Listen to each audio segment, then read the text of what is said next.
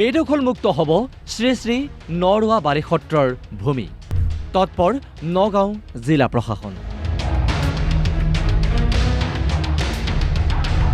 সত্ৰৰ ভূমি বেদখলমুক্ত কৰা আৰু সংৰক্ষণৰ বাবে ডক্টৰ হিমন্ত বিশ্ব শৰ্মা চৰকাৰে ব্যৱস্থা গ্ৰহণ কৰিছে।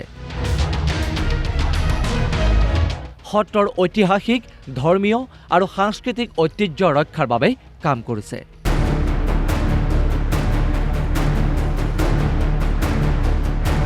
শ্ৰীমন্ত শংকৰদেৱৰ স্মৃতি বিজড়িত নগাঁৱৰ ডুমডুমীয়া ঐতিহ্যমণ্ডিত শ্ৰী শ্ৰী নৰুৱা বালি সত্ৰ।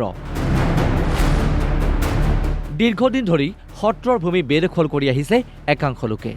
চৰকাৰে নিয়ম কৰিছে বটদ্ৰৱা, বৰপেটা আৰু মাজুলীৰ সত্ৰৰ 5 কিলোমিটাৰ ব্যাসাৰ্ধৰ ভিতৰত ভূমি ক্ৰয় বিক্ৰয়ৰ ক্ষেত্ৰত কঠোৰ ব্যৱস্থা হ'ব।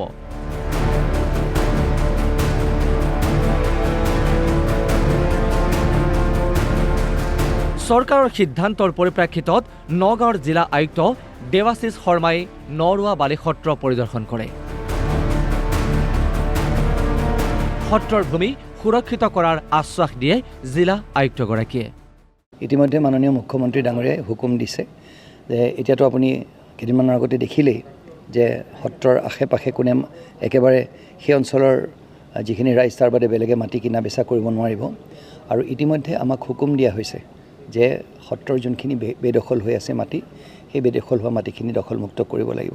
অনাগত দিনত আপোনালোকে দেখিব। সেইটো সত্ৰীয়া সংস্কৃতিৰ বিভিন্ন সামগ্ৰীৰে ভৰি আছে শ্ৰী শ্ৰী নৰুৱা বালি সত্ৰ।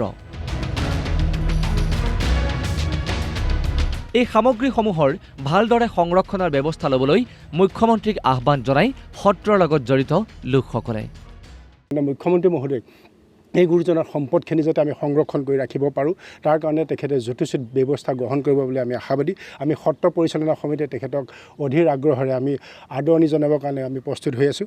আমি আশা ৰাখিছোঁ তেখেতে আমাৰ অনুৰোধ ৰক্ষা কৰি সত্ৰলৈ আহিব আৰু গুৰুজনাৰ এই সম্পদসমূহ সংৰক্ষণ সংবৰ্ধনৰ ক্ষেত্ৰত তেখেতে আমাক এটা অত্যাধুনিক মিউজিয়াম গৃহকে আদি কৰি ভকত গৃহ, আপোনাৰ সত্ৰাধিকাৰ গৃহকে এনেকুৱা কিছুমান আমাক সম্পদ তেখেতে যাতে আমাক আগবঢ়ায় আৰু এইসমূহ দি পেলাই সত্ৰখন অসমত এখন জাকত জিলিকা সত্ৰৰূপে যাতে প্ৰতিষ্ঠা হয়, তাৰ আমি আশা ৰাখিছোঁ।